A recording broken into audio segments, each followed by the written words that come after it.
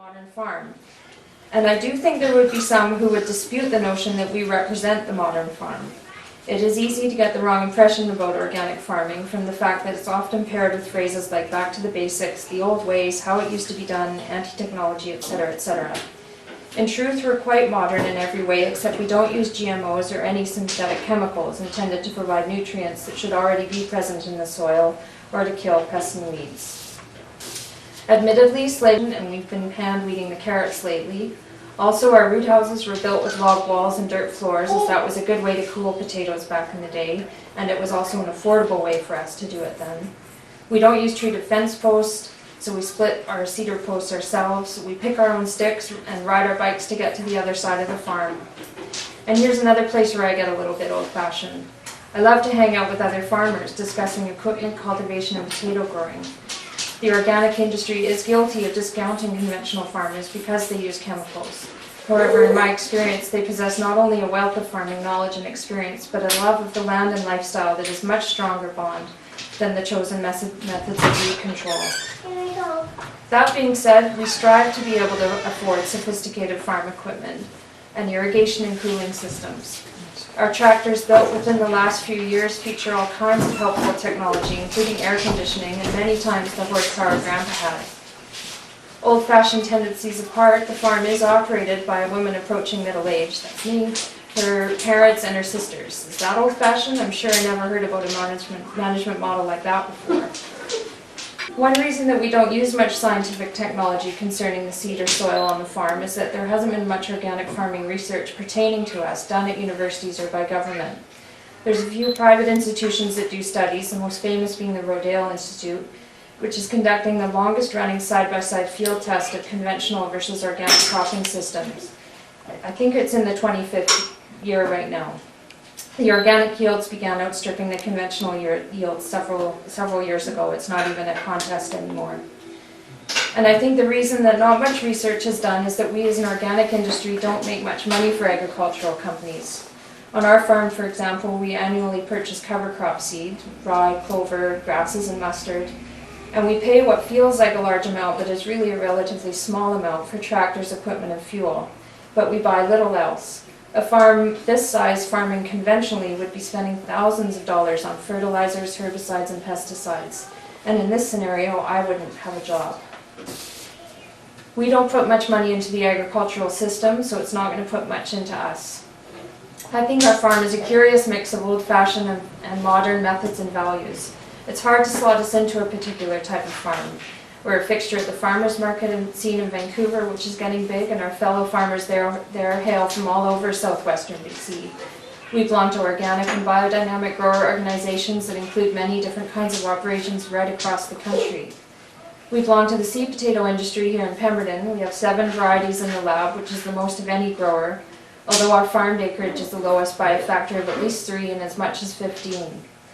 Most importantly, we're farmers in Pemberton, part of a community producing seed potatoes, organic and non-organic mixed vegetables, blueberries, beef cattle, strawberries, dairy pasture, farm gate agritourism, to say nothing of the distillers, bakers, and coffee roasters in the area. It seems obvious to me that Pemberton is on the cutting edge of modern farming. We know from our history that anything short of mangoes thrive in our unique growing climate and superior soils. We have a 4 million person market 2 hours down the road. We have skilled farmers with generations of experience to draw from, and imaginative and courageous new ones willing to give it a go. Pemberton seems to present an answer to the big question: what is the future of food? Will it be GMOs and monocropping, or cover cropping mixed farms? Proponents of both methods debate the question of who will feed the world, but that's had an answer for ages now. People who used to be able to grow their own food are now without enough to eat, and it's not my style of agriculture that's the problem. We have certainly seen how not to feed the world. I don't think for a minute that Pemberton is going to feed the world. I would be embarrassed to suggest that we could do that. In most countries, the people have only been off the land for a matter of years, not generations, as is the case in Canada. Most of them know exactly how to grow what they need to eat and sell, and one day the tables are going to turn perhaps, and they'll be feeding us. North America is short on water, good dirt, and farmers that know what to do. The alternative to monocropping, government-subsidized mega-farms, are a multitude of small-scale free enterprisers trying to grow as much food as they can for people who want to eat it. Feeding the world this way means you can't develop farmland anymore and your food bill is going to increase.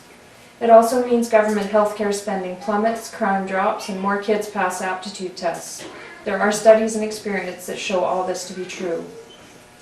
And in our corner of the world, it doesn't matter if you're an old-fashioned or a modern farmer, it's what the consumer wants that matters.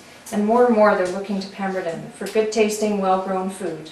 It's going to be interesting. I think you should grow your own lettuce.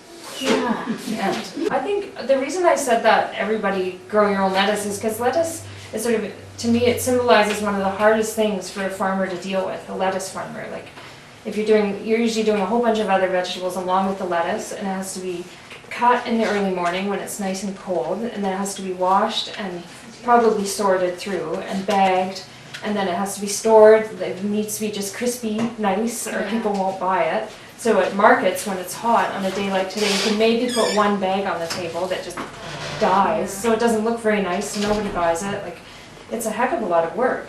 And so, but it's such an easy thing to grow. It grows in cracks and pavement. For self-consumption, it's easy to just grow it, and then your farmer doesn't have to waste time doing it, and they can focus on the stuff that you're not going to be able to grow your 100 pounds of potatoes probably, or your turnips and whatever else you want to, or raise all your pigs or something. Like, I just think lettuce is one of those things.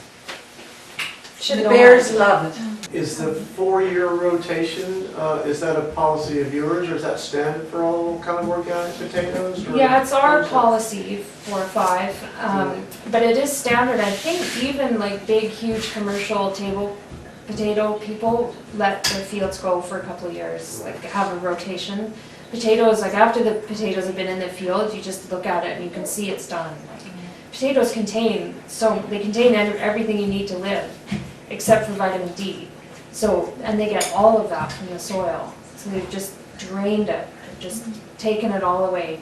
So it's kind of dust, and it just needs to be left alone. It just needs to grow some stuff and rejuvenate, even a conventional field. The seed potato farmers do it, what, every other year? Or They're every 3 years mostly. Okay. There's a couple of them that are even more than 5 years.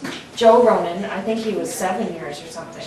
He thought we were skimping with the 5. Yeah, so malign the conventional seed growers here, because if we didn't have that seed, we wouldn't have potatoes. And now that I've seen these other diseases that have turned up in our, like we see people with others, potatoes at farmers markets, and they've gotten their seed from somewhere else because it's cheaper, and their potatoes look like crap. They're all marked, and they're, how come my potatoes are rotting? Like, I don't know, where'd you get your seed from? Like, and they got it cheap from some other place. So I mean, it's